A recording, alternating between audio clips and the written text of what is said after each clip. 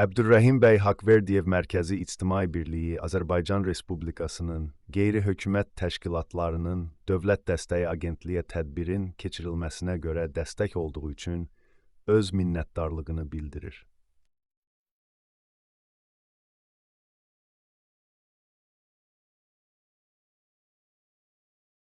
Yeni Azərbaycan ədəbiyyatının ruhunu Nəcəf bəy Vəzirov, Əbdülrəhim bəy Haqverdiyev, Mirzə Ələkbər Sabir, Üzeyir bəy Hacıbəyov, Cəlil Məmməd Quluzadə, Abdullah Şaiq, Əhməd Cavad, Hüseyn Cavid və başqalarının irsindən daha yaxşı başa düşürük. Heydər Əliyev. Azərbaycan dövləti öz mədəni irsinə həmişə böyük diqqətlə yanaşır.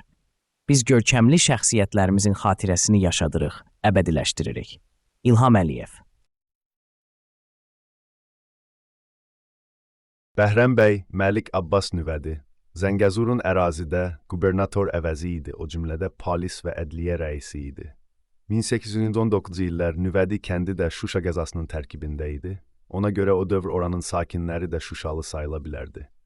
Məlik Abbas nəsli, Şah Abbas dövrü daxil olmaqla 1300 illik məlum tarixə malikdir və tarixi Azərbaycan ərazisində Azəri-Türk müsəlmanlarının kökü olan soyadlardan biridir.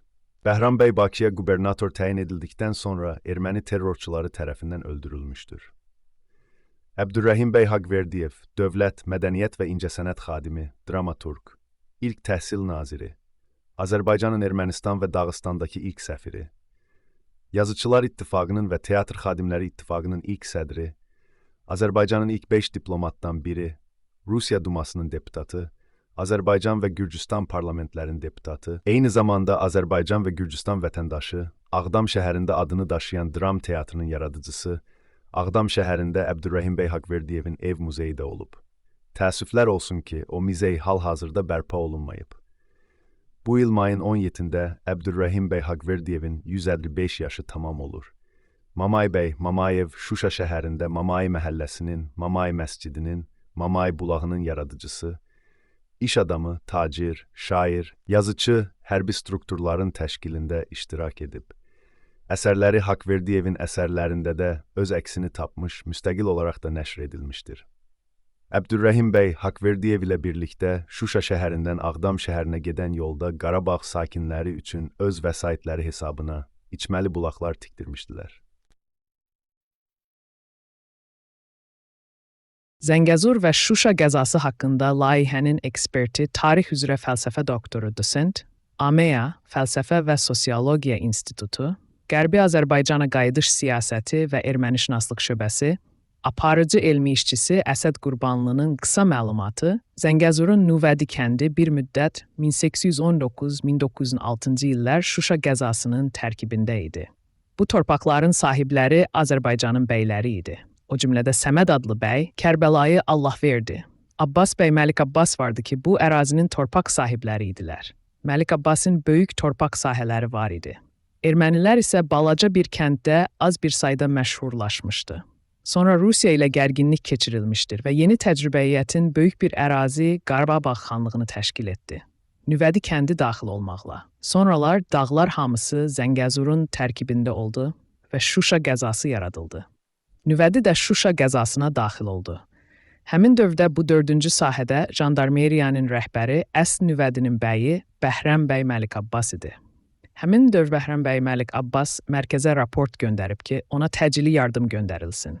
Bəhrəm bəy öz raportunda göstərildi ki, mis mədənləri istiqamətində geniş ərazidə erməni dəstələri və hətta İrandan gələn müəyyən dəstələri quldurluq edirlər. Dərəbəylik, elə də yazırdı, edir və belə bir raport göndərib və xahiş edirdi ki, hər kəndə heç olmasa 100-dən artıq Qazaq dəstələri göndərilsin ki, bu dəstələr asayişi bərpa edə bilsin. 1905-1906-cı illərdə ermənilərin müsəlman əhaliyə qarşı etdiyi soyqırım hərəkətlərini Zəngəzur Qəza Polis Pristavı Bəhram bəy Məlik Abbasovun Qəza rəisinə və Yelizavetpol qubernatoruna etdiyi məruzələrdən öyrənirik. Zəngəzur qəzasının 4-cü sahəsinin pristav əvəzi Məlik Abbasovun Qəza rəisinə 1906-cı il martın sonlarında göndərdiyi məxfi raportunda qeyd edilirdi ki, Zəngilan rayonundan qatar zavodlarına, Şıxavuzdan həmin zavodlara dək yollar tamamilə bağlanmışdır. Ermənilərin məskun olduqları ərazilərin yolları üzərində qanunsuz erməni silahlı dəstələrinin, Azərbaycanlı icmalarının məskun olduqları rayonların yolları üzərində isə İrandan qaçaq yolla gələn quldurların dərəbəylik etdikləri raportda öz əksini tapmışdı. Məlik Abbasov, Qəza rəisindən erməni quldurlarının cəmləşdiyi Şıxavuz və Qaragöl kəndlərindən hər hansı birinə 100 Kazak əskərinin göndərilməsinin bölgədə quldurluğun qarşısının alınmasına yardımcı olacağını vurğulayır. Məlik Abbasov 4-cü Şuşa sahədə sülh və sakitliyin bərqərar olmasında Meyrili Keşiş Tervahanın, Lehvazlı Kərbəlayı Mehdi Hacı Allahverdi oğlunun, oğlanları ilə birgə Vağrivarlı David Axberçanovun, Əldərəli Həsənqulu bəy Sərməstbəyovun xidmətlərinin olduğunu yazırdı. Atçik Siyegbir. Zəngəzur Qəza rəisinin tapşırığı ilə yerlərdə barışıq komissiyaları yaradılmışdı. Lakin həmin komissiyaların fəaliyyəti Daşnakstyum partiyasının məramına zidd idi. Ona görə də komissiya üzvlərinə qarşı terror aksiyaları həyata keçirirdilər. Yelizavetpol qubernatoru A. Kalaçovun 24 aprel 1906-cı ildə Qafqazın canişinə göndərdiyi raportda Daşnakstyum partiyasının B kəndindəki muzlu qatili Peto adlı erməninin 3 naməlum ermənilərlə birlikdə barışıq komissiyasının üzvləri Hacı bəy Məlik Şəfiyevin və Molla Hacımir Əbdüləzim oğlunu qətlə yetirdikdən sonra həmin kənddə gizləndikləri qeyd edilmişdi. Arta F.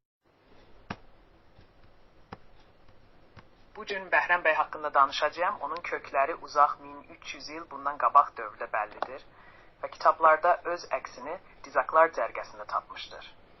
Əsəd bəyin nəhəng saylarda minlərlə mal qarası. Bəhrəm bəy 2 illik Rus dili məktəbi bitirmişdi. Rus dilini çox yaxşı bilirdi. Ona görə də biznesə çox tez qoşuldu. O, atasının fəaliyyətini davam etdirirdi. Yəni, söhbət Zəngəzurdakı mis və qızıl yataqlarından gedir. Elizavetpol quberniyasının rəhbərliyi bu ərazini Bəhrəm bəyə vermişdi. İndiki zamanda da o zonada qazıntı və mədən işləri hələ də davam edilir.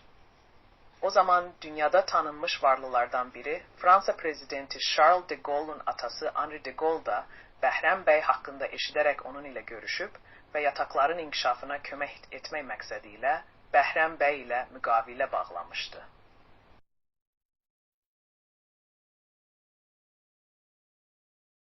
Bu veriliş İngilis dilində beynəlxalq auditoriya üçün Azərbaycan parlament deputatı Tural Gəncəliyev ilə Haqverdiyev 150 illiyini hazırlamışdı. Məşhur Azərbaycan yazıcısı Əbdürrəhim bəy Haqverdiyev bu evdə yaşayıb. Haqverdiyev Qafqazı sülh şəraitində görmək arzusunda idi. Lakin Ermənistan, Gürcüstan da daxil olmaqla bütün qonşuları ilə müharibəyə başladı. Əbdürrəhim bəy, Gürcüstan Milli Şurasının üzvü kimi 1918-ci il dekabrın 19-da Tiflisdə keçirilmiş Milli Şuranın iclasına müraciət edib. Gürcüstan Milli Şurada çıxışı vətəndaşlar, parlament üzvləri. Bu tarixi anda Gürcüstan Respublikasının müsəlman vətəndaşları adından çıxış edirəm. Böyük Avropa müharibəsi başa çatdı. Biz əmin idik ki, bütün xalqlar, xüsusilə də Qafqaz xalqları yaxşı əlaqələrə malik olacaqlar. Təəssüf ki, qonşu Ermənistan Respublikası müharibə elan edərkən gözlənillərimiz boşa çıxdı. Bu müharibənin heç bir səbəbi yox idi. Bütün məsələlər Gürcülər və ermənilər sülh yolu ilə həll edilə bilərdi. Lakin bir erməni siyasi partiyası müharibəyə başladı. Həmin dövrün yüzlərlə sənəd Əbdürrəhim bəyin imzası ilə arxivlərimizdə saxlanılır. Bu sənədlərdən bəziləri erməni banditlərinin yolda diplomatik nümayəndə kimi Haqverdiyevə qarşı soyğunçuluğu haqqındadır. Daşnak Ermənistanın keçmiş baş naziri Armen Simon Brasyan öz xatirələrində yazır. Bir gün bizə telegram gəldi ki, Azərbaycanın yeni səfirinin Əbdürrəhim bəy Haqverdiyev çoxlu pul ilə İrəvana eyni qatarla gedir. Müdafiə naziri Rubenlə birlikdə dərhal müvafiq tədbirlər gördük. Martın 8-i səhər Lori ətrafındakı neytral zonada silahlı gənclərdən ibarət bir qrup qatarı saxlayıb 2000 rubl Haqverdiyevdən ələ keçirildi. Haqverdiyev 2001-ci ildə Beyrutda erməni dilində nəşr etdirdiyi xatirələrində ona qarşı törədilən cinayətini təsvir etmişdir. Daha sonra soyğunçuluğun iştirakçıları pulu Daşnakstyum partiyasının mərkəzi komitəsinə verməkdən imtina edib və mərkəzi komitə dəstənin rəhbərlərini qətlə yetirilməsi barədə qərar qəbul edib. Bu qətlərdən sonra məsələ bağlanmışdı. Bu, erməni cinayətkarları tərəfindən törədilən adi qarət deyildi.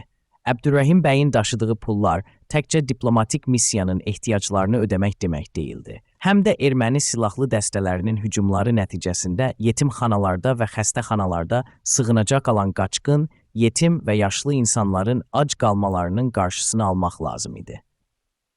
Lakin erməni banditləri Ermənistan hökumətinin köməyi ilə onları bu imkandan məhrum etdilər və vəziyyətlərini ağırlaşdırdılar.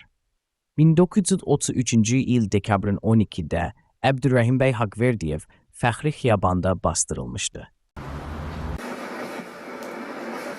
Yoxlayın bütün qatarı. Yoxlayın, hamısına baxın bir-bir.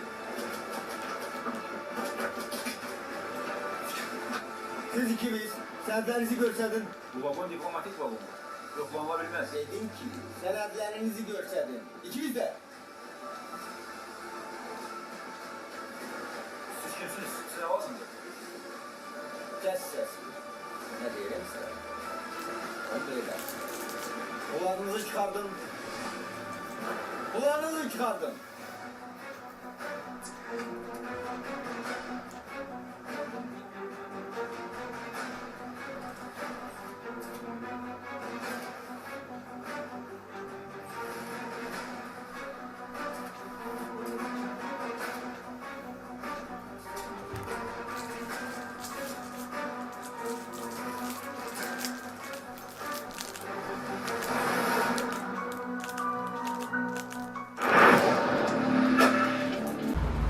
Ben bu işlere düz 50'den artıq ki vaxt sərf edirəm. Yəni konkret desək 53 ildir mən Şuşanın tarixi ilə, onun getirdiyi şəxsiyyətlərinə, həyatı fəaliyyəti ilə məşğul oldum.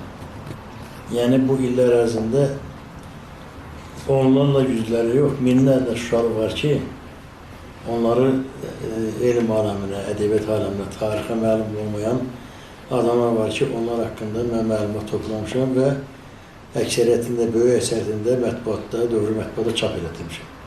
Onlardan biri də Əbdürrəhim bəy Haqverdiyevdir. Haqverdiyev elə bir şəxsiyyətdir ki, yəni 20-ci əsrin əvvəllərində, 19-cu əsrin axırlarında, 20-ci əsrin əvvəllərində, yəni Azərbaycan ədəbiyyat tarixində ən mühüm rol oynayan yazıçılardan biridir. Yəni o dövrdə Nəcəf bəy Vəzirov, ondan qabaq Mirzə Fətəli Axundov, daha sonra Cəlil Məmmədquluzadə, Əbdürrəhim bəy Haqverdiyev və s. və ilaxır yazıçılar fəaliyyət göstərirdi və Əbdürrəhim bəy Haqverdiyev də onlar içində seçilən, o yazıçılar içində seçilən ədəblərdən biri idi.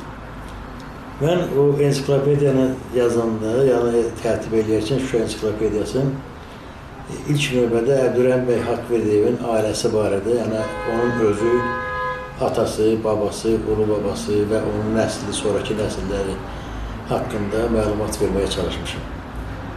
Ona görə də uzun il axtarışdan sonra onun haqqında mən yeni material toplamışam, yeni sənədlər əldə eləmişəm, foto şəkillər tapmışam və onların hamısı da yəqin ki, növbəti bizim yazılarımızda əks olunacaqdır.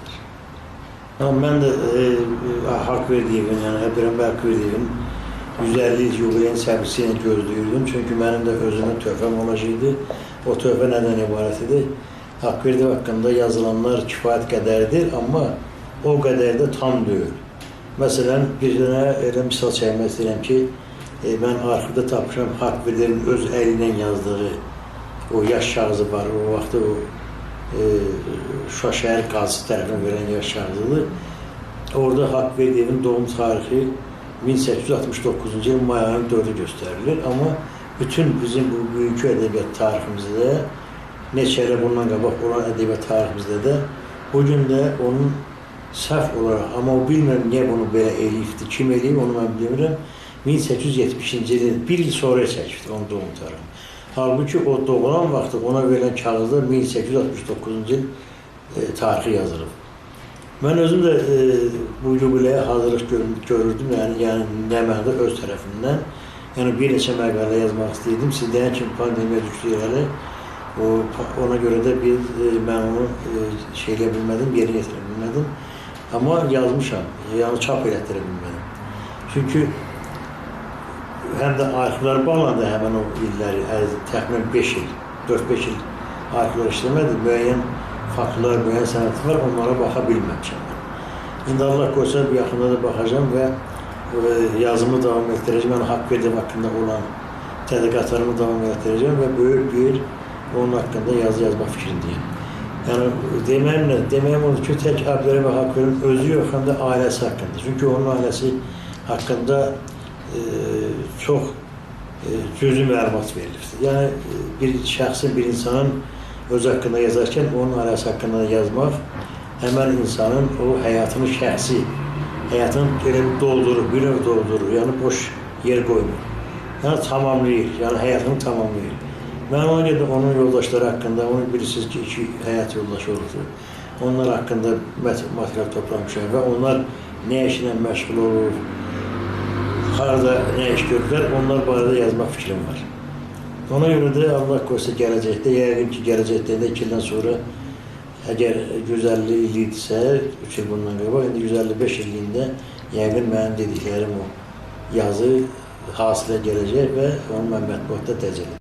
Nələr olub? Məhəlləsi çox kiçik olub da. Bəli, Sazlı məhəlləsi çox kiçik idi, amma Mamayə məhəlləsi böyük bir məhəllə idi və şəhərin mərkəzi məhəllələrindən yuxarı məhəllələrindən biri idi. 18-ci əsrin sonu, 19-cu əsrin əvvəllərində salınmış məhəllədir. Ən gözəl suyu olan bulaqlardan biri də Mamayə bulağı. Bəli, baxın, mən indi yaxınlaşıram evimizin yerinə. Bax, xahiş edirəm, buranı da göstərin. Təkcə bizim evimiz yox. Baxın, aşağıdan yuxarıya evlərin heç biri yoxdur. İndi gəlirik İlham müəllim, siz soruşduğunuz yerə. Yadımdadır ki, bu Mamayə bulağına həm bu tərəfdən gəlib su aparırdılar, həm aşağı tərəfdən, həm də bu 3 tərəfdən də gəlirdilər. Buranın suyu çox yaxşı idi. İlham müəllim, bax, o bulağın şəklini mən kameraya göstərim. Mən xahiş edirəm, çəksinlər bunu burada.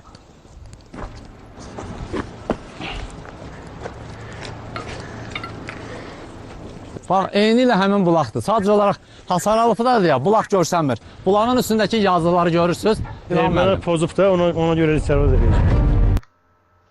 Həmin bulaqdır. Sadəcə olaraq hasarlıqdadır ya, bulaq görsənmir. Bulağın üstündəki yazıları görürsünüz. Mənə pozub da, ona görə istirahət edəcəm.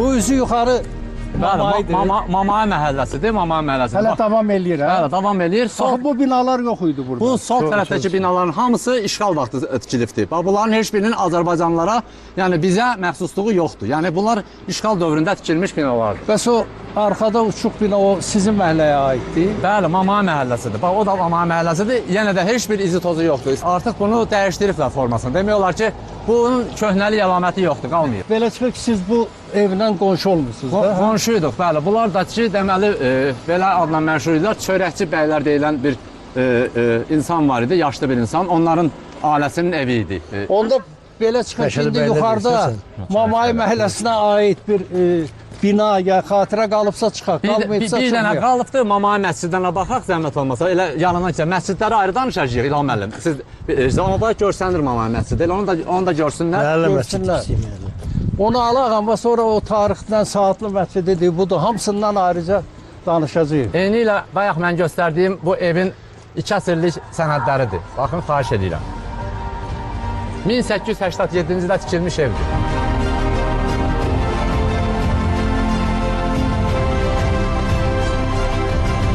Müəllim, Elçin bəy ətraflı məlumat verdi. İndi məscidə də baxacağıq, sonra məscidlər haqqında ayrı danışacağıq. Bu Mamayə məhəlləsi bulağı ilə məscidi ilə ayrı nə ilə tarixi bir əlamət var? Haqverdiyev Əbrahim bəy burada doğulubdur. Bu məhəllə. Bəli, bu məhəllə. Ayrı. Mir Məhsün Nəvvab. Bu məhəllədə doğulub. O biri başladı. Mir Məhsün Nəvvab, amma Mamayə məhəlləsində doğulub. Mamayə məhəlləsi. Bir də ki, bu məscidi danışacağıq sonra, amma onun əvvəl bunu ermənilər işğal dövründə, bax bu məscidi eləmişdilər özlərinə güya ibadət yeri, güya ki Azərbaycanlılara məxsusluğu yoxdur da. Burada nə bilim ibadət edir, amma onu Aydındır, onu məsciddən danışanda danışarıq. Və niyə səhv yazıblar? Mamayə məscidi deyil axı, Mamayə məscididir. Mamayə məscididir. Bəli, bax səhv əvvəlki yazıblar. şəklini göstərirəm. Çəksinlər, xahiş edirəm. Üstündəki yazıları da pozublar. Görürsünüz, üstündə yazılar var, baxın.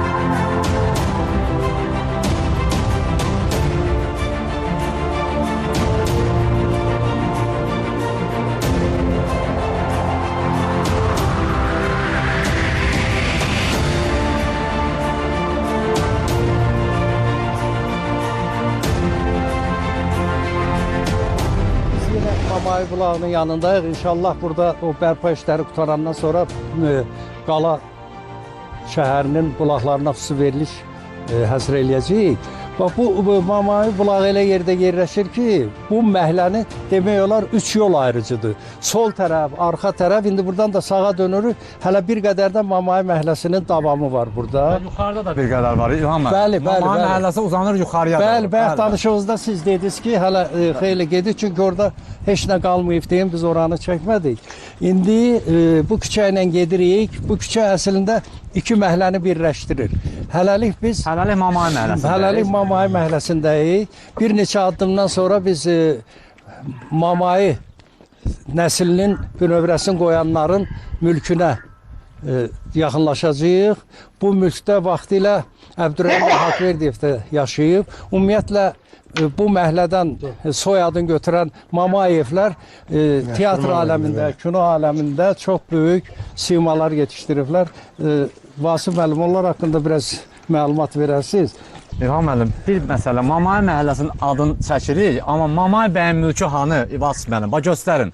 Görün Mamayi bəyin mülkü dururmu? Bax, ən maraqlı cəhət İzi də yoxdur. Baxın sağ tərəfə, xahiş edirəm. Yoxdur, durmur. 3 mərtəbəli böyük bir 18-ci əsrdə, sonra 19-cu əsrin əvvəlində tikilmiş mülkdür. Mamayi məhəlləsini salan məhz Mamayi bəy olub elə. Elə bulağı da öz evinin önündə. Bulaq da onun adınadır, küçə də onun adınadır. Amma baxın sağ tərəfə, heç nə yoxdur, heç nə.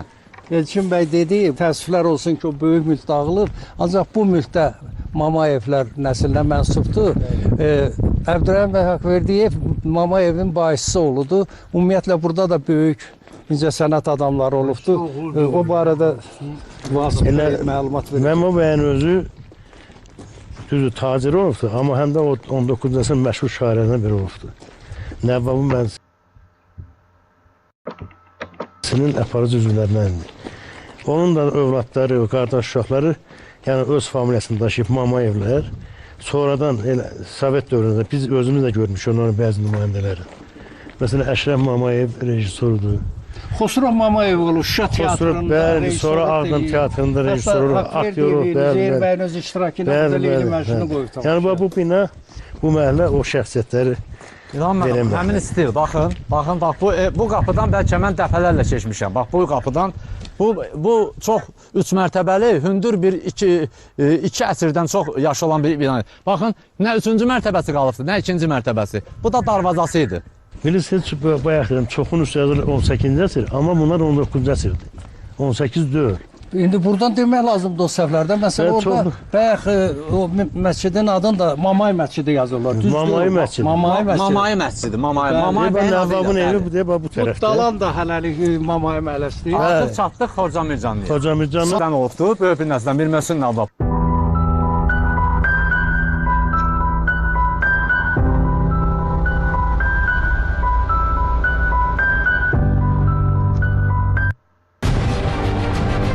Azərbaycanın tarixi torpaqlarına yerləşdirilən və Azərbaycanlıların qonaqpərvərliyindən istifadə edən ermənilər 20-ci əsrin əvvəllərindən etibarən Azərbaycanlılara qarşı terror yolunu tutdu.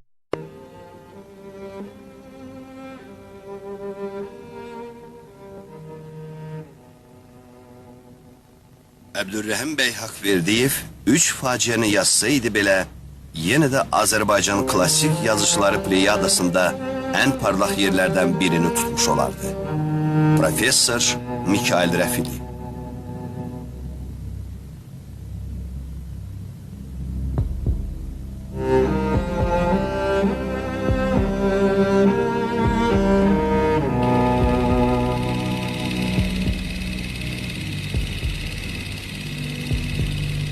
...19-cu əsrin sonunda Azərbaycan dramaturgiyasında maarifçiliyin növbəti mərhələsini başa çatdıran Əbdürrəhim bəy Haqverdiyev realist ədəbiyyatımızın və sənətimizin inkişafında əhəmiyyətli xidmətlər göstərmişdir. O öz xalqının və başqa ölkələrin tarixinə yaxşı bələd olan alimidir. Klassik ədəbiyyatımızın görkəmli nümayəndələrindən biri olan ədib, teatr tarixi sənətində yeni səhifələr açmışdır.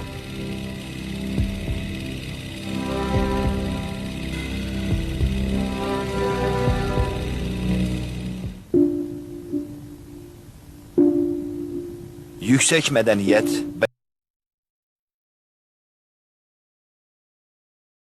Əbdürrəhim bəy Əsədbəy oğlu Haqverdiyev 17 may 1870, 12 dekabr 1933, Baku. Azərbaycanın yazıcısı, dramaturq, pedaqoq, ədəbiyyatşünas, teatr və ictimai xadim, klassik Azərbaycan ədəbiyyatının korifeyi. 1928-ci ildə Azərbaycan SSR-nin ilk əməkdar incəsənət xadimi olmuşdur. Rus Dumasına Azərbaycandan ilk 5 diplomatlardan biri seçilmişdir. Azərbaycanlıların Gürcüstan parlamentdə deputatı seçilmişdir. Leyli və Məcnun operasının premyerasında birinci dirijoru, Teatr Şurasının təsisçisi və ilk sədri, Yazıçılar Birliyinin ilk sədri, Azərbaycanın ilk təhsil naziri, məşhur Molla Nəsrəddin jurnalın baş redaktorlardan biri, Azərbaycan Respublikasının Ermənistanda və Dağıstanda ilk səfiri, Azərbaycanın və Gürcüstanın vətəndaşı idi. Şuşa, qəzetinin baş redaktoru Vasif Quliyev elmi təhqiqat işləri nəticəsində müəyyən edib ki, Əbdürrəhim bəy Haqverdiyevin ad günü düz göstərilmir və həqiqi tarix 1869-cu il mayın 24-dədir. Yaxın zamanda sənədlər təqdim olmalıdır. Əbdürrəhim bəy Haqverdiyev 1870-ci il mayın 17-də Azərbaycanın Şuşa şəhəri yaxınlığında olan Tug kəndində anadan olmuşdur. Təhsilini 1880-ci ildə Şuşada Yusif bəyin müvəqqəti yay məktəbində, sonra Şuşa Reallı məktəbində almışdır. 1881-1890 Tiflis Reallı məktəbini bitirmişdir və Peterburg Yol Mühəndisləri İnstitutunda təhsil almışdır. 1899. Tələbəlik dövrü universitetin Şərq fakültəsinin dinləyicisi olmuşdur. O dövrdə yeyərsən qaz ətini, görərsən ləzzətini 13-cü ildə Dağılan Tifaq, 1896-cı ildə əsərlərini yazmışdır. Dağılan Tifaq isə 1899-cu ildə Peterburgda nəşr edilmişdir. Ali təhsil alıb Şuşaya qayıtmış, burada tamaşalarını təşkil etmişdir. 1902-1903-cü illərdə Bakıda onun rəhbərliyi ilə Şərq konsertləri verilmişdir. 1902-1903-cü illərdə burada ilk hekayələrini ata və oğul Ayın şahidliyi yazıb 2 hekayət adı ilə çap etdirmişdir. 1905-ci il inqilabından sonra Rusiya Dövlət Dumasına Gəncə quberniyasından nümayəndə seçilmiş, Peterburqa getmişdir.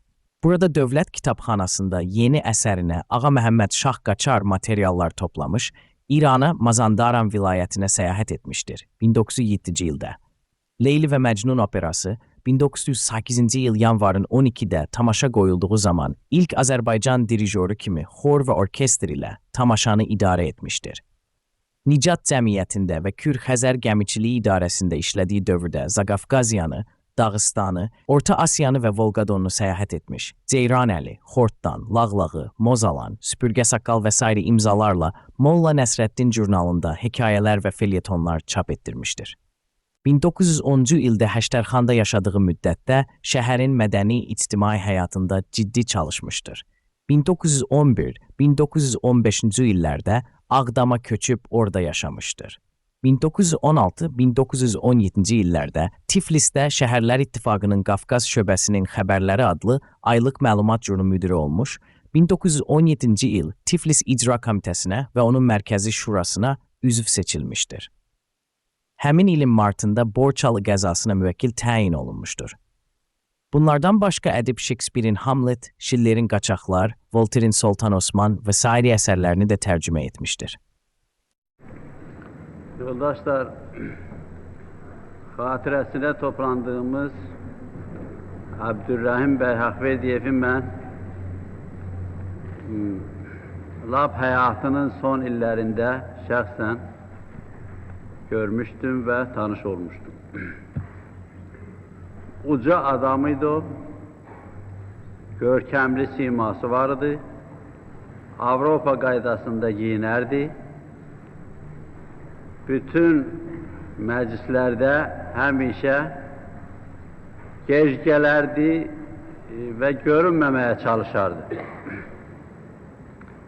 Bizim Axundov ənənəsindən ki danışırlar, Müzəffət Əli Axundov, o ənənənin bir xüsusiyyəti də o idi ki, həmişə xalq arasında, cəmaat arasında, mədəniyyət aləmində çox iş görərdilər onlar, ancaq onu az hesab eləyərdilər və ondan danışmağa utanardılar.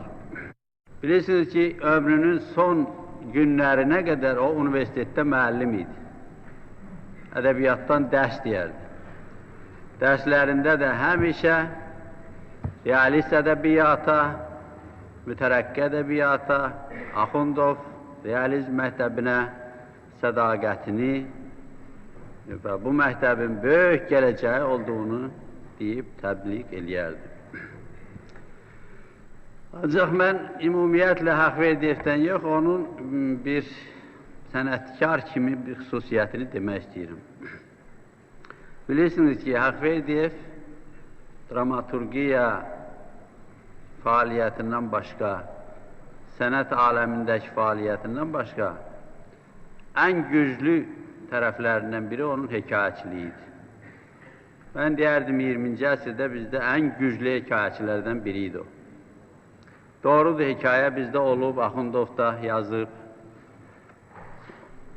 Haqverdiyevin yaşıdları Mirzə Cəlil, Süleyman Sani Axundov və başqaları yazıblar. Ancaq Haqverdiyevin bu sahədə fəaliyyəti xüsusilə ayrılırdı. Əvvəla hekayənin o yeni formalarını yaratmışdı. Birinci, o ki, novella deyirik, Avropa ədəbiyyatında da məşhurdur. Onun yaradıcısı bizdə Haqverdiyevdir. Kamran Məmmədov yoldaş məruzəsində o ətrafda danışdı. Onun novellaları oxucuların əzbəri, nağıl kimi ağızdan ağıza deyilirdi. Novellada da, novellanın özündə də bir neçə forma gətirmişdi. Məsələn, bizim ədəbiyyatda birinci dəfə diyaloq vasitəsilə hekayə yaratmaq Haqverdiyevin xidmətidir.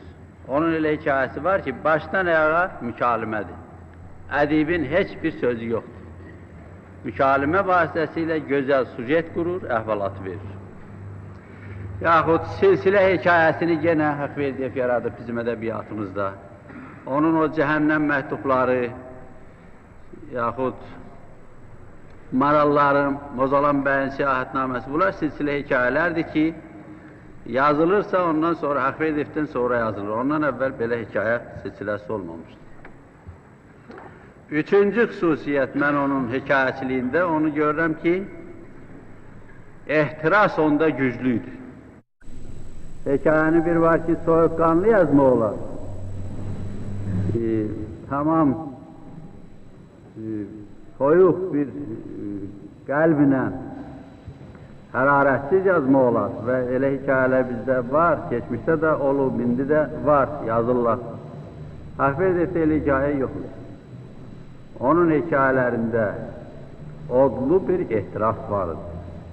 Onun elə cümləsi var ki, bütün mənanı, məzmunu ondan dərk eləmək olur.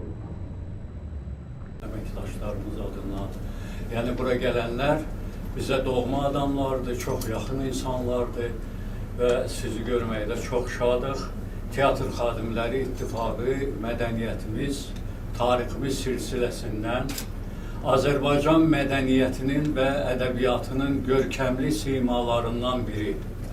Ədəbiyyatımızın tarixinə böyük dramaturg, Ustad Nasir kimi düşmüş, bütün ömrü və yaradıcılığı boyu sonsuz məhəbbətlə sevdiyi doğma xalqına, ana yurduna xidmət edən və eyni zamanda fədakar, vətənpərvər bir sənətkar kimi öz xalqını, millətini azad, xoşbəxt və mədəni görmək istəyən Əbdürrəhim bəy Haqverdiyevə həsr olunmuş bu tədbirlə, bu görüşlə sizlərin görüşünə gəlmişik. Bildiyiniz kimi 2020-ci il Əbdürrəhim bəy Haqverdiyevin 150 illik yubiley ili idi. Və bu möhtərəm deməli, tarixlə əlaqədar olaraq möhtərəm prezidentimiz Cənab İlham Əliyevin sərəncamı var və bizim bugünkü bu tədbirimiz də, görüşümüz də elə bu sərəncamla irəli gəlir. Bugün bizim çox hörmətli qonaqlarımız var və mən istəyirəm sizlərin icazəsi ilə onları bura dəvət edeyim.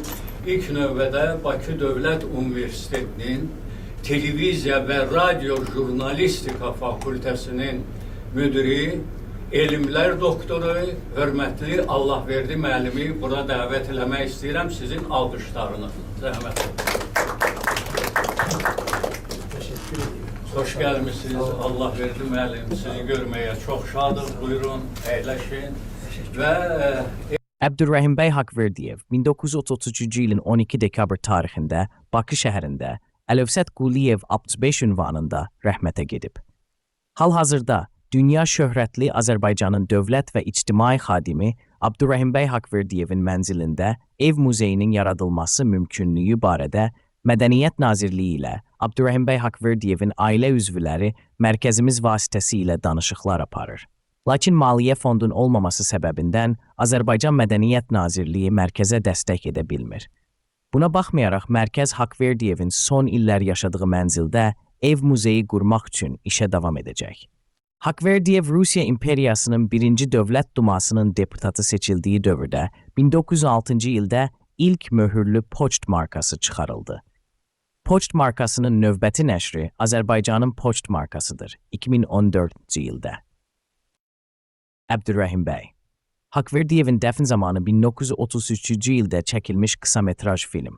Mircəfər Baqırov şəxsən özü dəfn zamanı iştirak etmişdi. Dəfndə 100 minlərlə insan görmək olar.